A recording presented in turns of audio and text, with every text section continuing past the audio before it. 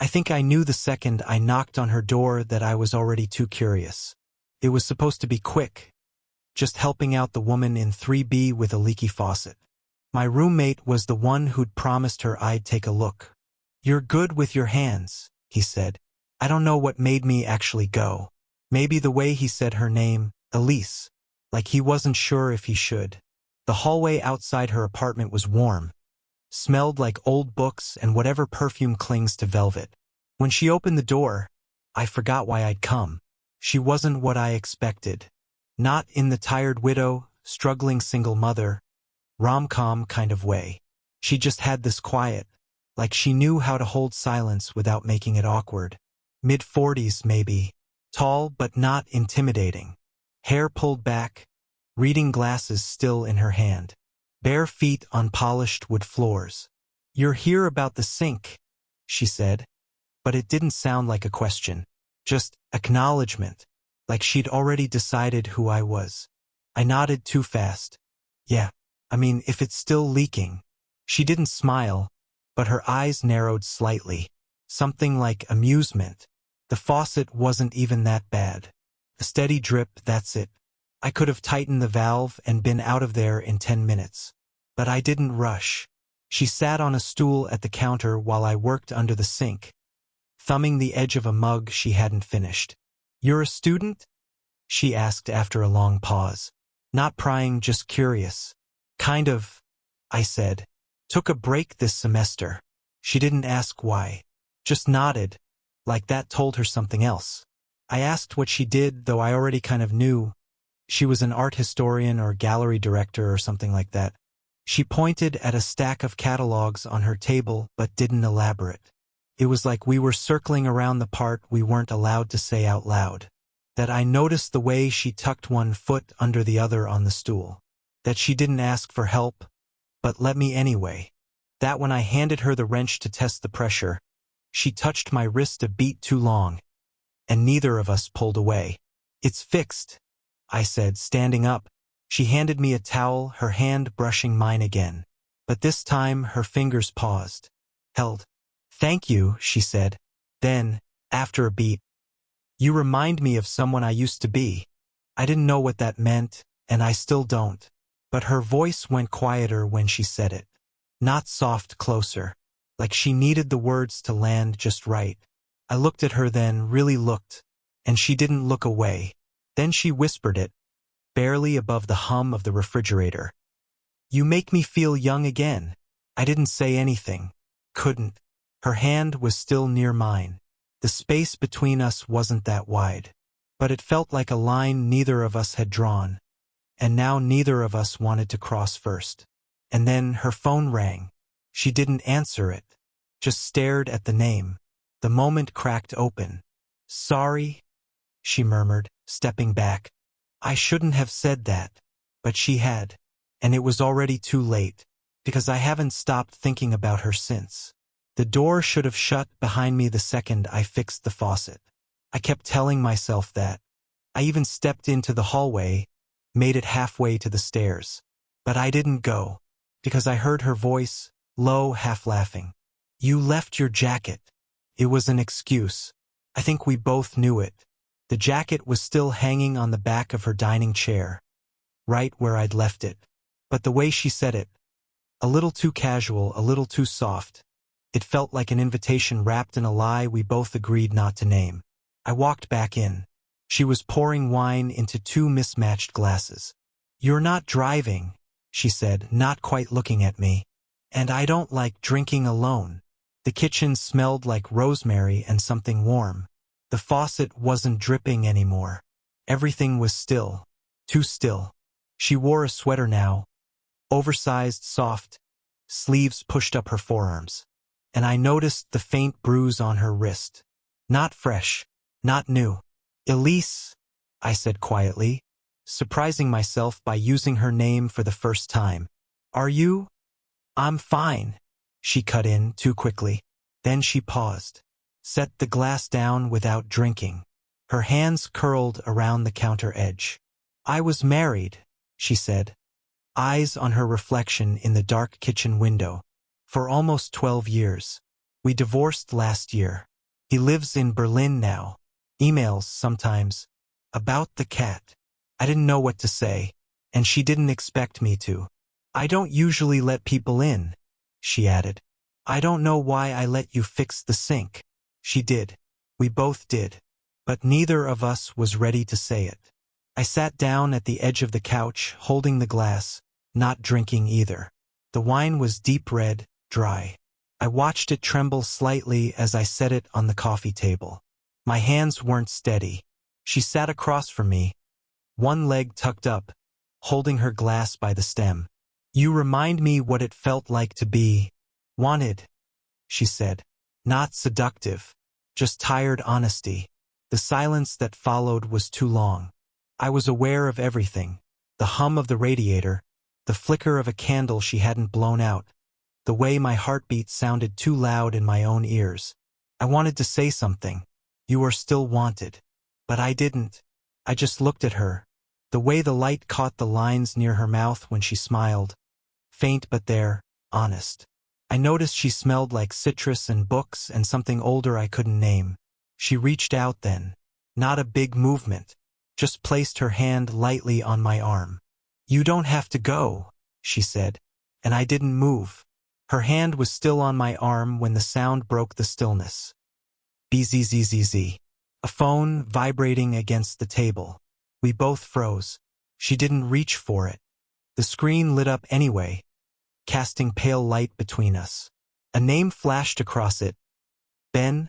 Work. Elise blinked. Not surprised. Not pleased, either. Just ignore it, she said, voice steady, too steady. But she still took her hand back. I almost said, Is he your boss? I didn't. It would have sounded too much like jealousy. And I had no right to that. She stood, slowly. I'll turn it off. I watched her disappear down the hallway, into the darker part of the apartment. Somewhere I hadn't been invited. I should have used the moment to leave. Quietly, politely, with dignity. Instead, I looked around. Books lined the walls, not just decoration, but worn, lived in. Art prints leaned against furniture as if hung once and then taken down. A half-burned birthday candle sat in a dish on the windowsill, melted into the shape of the number 5. No other number in sight. She came back barefoot, holding a bottle of lotion and rubbing it absently into her wrists. That scent again, orange blossom, maybe. Sorry, she murmured, reclaiming the seat beside me. That call wasn't important. I didn't ask who Ben was, but something must have shown on my face. You think I do this often, she said, more observation than accusation. I swallowed. I don't know what this is. Her eyes flicked to mine and held. Neither do I. She was too close now. Or maybe I was. My knee brushed hers. Neither of us moved away this time.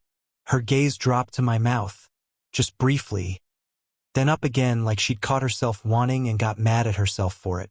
I haven't touched anyone in over a year, she said suddenly, her voice low, hoarse. Is that pathetic? No, I said it too fast. She gave a dry laugh. You're sweet. That's your problem. I'm not, I said, and I wasn't sure if I meant it.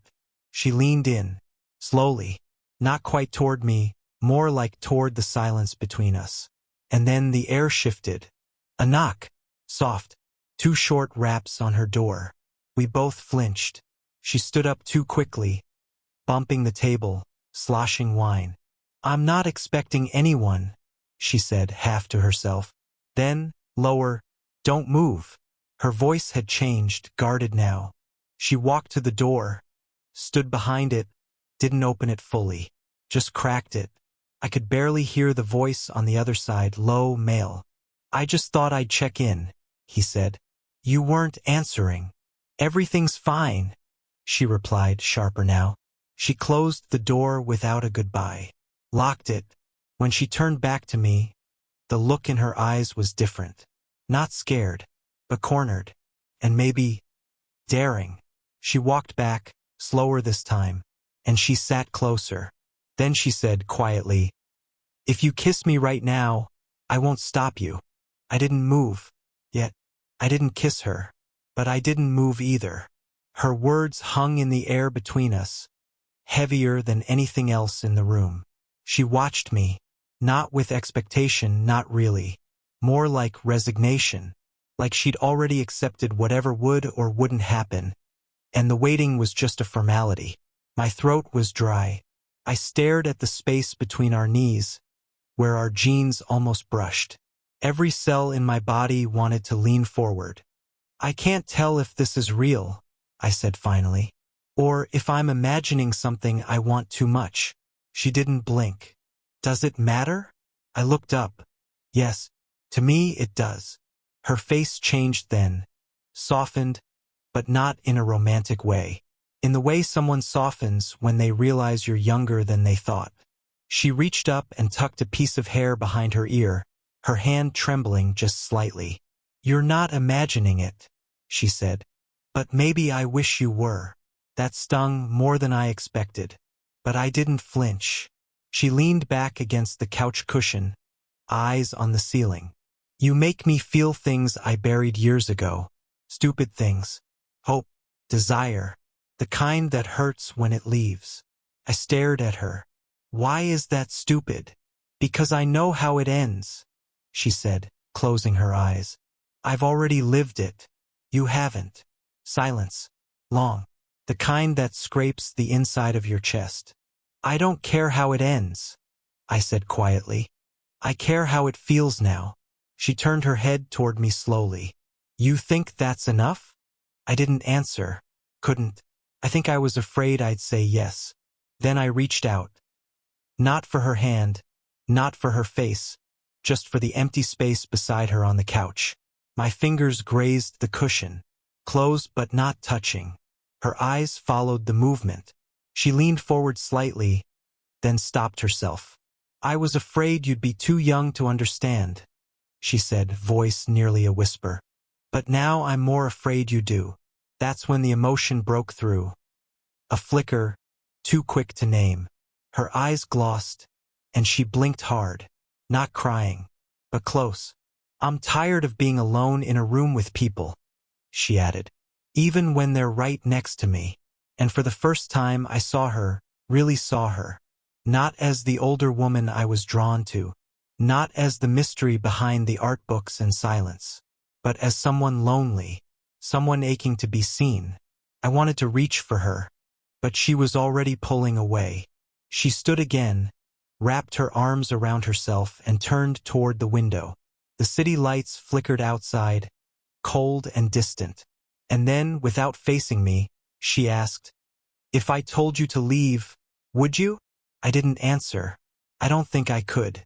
I opened my mouth to answer, but the words stalled out, because I saw something then.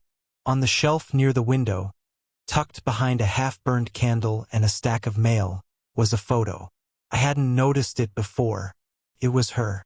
Elise, laughing, wind in her hair, her hand resting on someone's shoulder. A man I didn't recognize. And next to them, a younger guy. Me. Not me exactly, but him. Then, the one who'd knocked on the door. The name on her phone. The guy she hadn't wanted to talk to. I stood, slowly. Elise, I said, voice hoarse. Who is that? She turned, followed my gaze, and something flickered across her face. Recognition, hesitation, regret. That was taken 3 years ago, she said softly, at a university open house. I waited. That's my son, she added. Ben. The room went still. Not because it was scandalous, not really, but because of what it meant. She'd known, all along, that I was his classmate, that I'd probably seen her once before, laughing with him in the quad, a passing parent visit. I remembered her now, faintly, beautiful in a way that stood out but distant, untouchable. You never said, I whispered. I didn't think you recognized me, she said. I told myself it didn't matter. I felt the ground shift under my feet. And now, I asked, does it? She stepped closer. It matters too much. I swallowed the storm rising in my chest. You knew who I was and you still... I didn't plan this, she said, voice cracking. God, I didn't plan any of it. I was just trying to fix a stupid sink. And you said I make you feel young again, I said, the words tasting different now. Was that just about him? About remembering when he was that age? No, she said sharply. Don't do that. Don't reduce this to something safe. She was trembling now, not out of fear, out of exposure, like something carefully sealed inside her had cracked open without permission. It wasn't about my son. It wasn't about you being his age. It was you, she said, stepping forward again. It's the way you looked at me like I wasn't past anything, like I wasn't invisible, like maybe I wasn't done being wanted. Silence swallowed the room. I didn't know what to say. I only knew I didn't want to leave. Not now. Not like this. But then her voice came again, quieter. You can go. I'll understand. I looked at the photo again, then back at her, and I said, without moving, what if I don't want to? She didn't blink, didn't breathe, but she didn't ask me to go again. She didn't answer right away. She just looked at me. Not with seduction or guilt or even hope. It was something lonelier than all of that. The look people give when they've stopped expecting kindness, but they still know how to recognize it when it shows up. I should ask you to go, she said finally. I meant to. That was the plan. Then do it, I said gently. Her mouth parted, but nothing came. I'm not some fantasy, she said, quieter now. I'm real and complicated, and I'm going to ruin this, whatever this is, if we're not careful. I stepped closer, slowly, not touching her, just letting the air between us warm. I don't want careful, I said. I want real. Her eyes softened and broke. I don't know how to be real with someone like you, she whispered. You still have time. You still get to mess up and get forgiven. I swallowed. You think I don't mess up? You think I haven't already? I've ruined things before they ever had a name. She looked up sharply, and that was when I said it. The thing I hadn't let myself say. I've thought about you since the first time I saw you. In the quad. With your son. I knew I shouldn't. I told myself it was just a moment. But I remembered. You laughed at something he said. And I remember thinking, that's what warmth looks like. Her eyes filled. I never even saw you. I know. She took a deep breath, shaky. And now I see you, I said. Not as someone's mother. Not as someone older. Not as a passing thing. I took one small step closer. Just you. There was a pause. A long, ragged inhale. Then something in her gave way. She reached for me. Not a kiss, not hunger. Just a hand on my chest. Steadying. Like she needed to make sure I was solid. I don't want to be a mistake you tell someone about later, she said. You won't be, I said. Not even if it ends. She closed her eyes. One tear slid down, but she didn't wipe it away. Then she nodded. Barely. Okay, she said. Then stay. I leaned forward, touched her forehead with mine. We stayed there, suspended in something too quiet to name. She was trembling. So was I. No one kissed anyone. Not yet. But for the first time, nothing about it felt wrong. And when she whispered, I'm scared, I just whispered back, me too. She didn't ask me to leave again. That night, we didn't sleep together. We sat on her couch until the sky turned the color of old paper. Talking. Not talking. Sitting with the weight of everything we weren't sure we had the right to want. She gave me a blanket and I stayed on the couch. But it wasn't awkward. It was almost reverent. Like neither of us wanted to break whatever fragile thing had finally surfaced. In the morning, she made coffee. No small talk. Just the clink of the spoon, the hiss of the kettle. She handed me a mug and sat across from me, legs pulled up beneath her again, like the first time. You're not scared? She asked. I'm terrified, I said. But I still want this. She nodded. Me too. Which is worse, somehow. But she smiled when she said it. And that's how it started. Not with sex. Not with some grand, sweeping confession. But with two people choosing not to walk away. Choosing to stay not just in a room, but in the uncertainty. In the mess. Ben never found out. At least not then. She told him a few weeks later, after we'd spent more mornings together, shared more silences that started to feel like peace instead of avoidance. I told her I'd walk away if it made things easier for her, and she told me, "If you say that again, I will." Ben was shocked, of course. Hurt. Confused. We gave him space. He took it.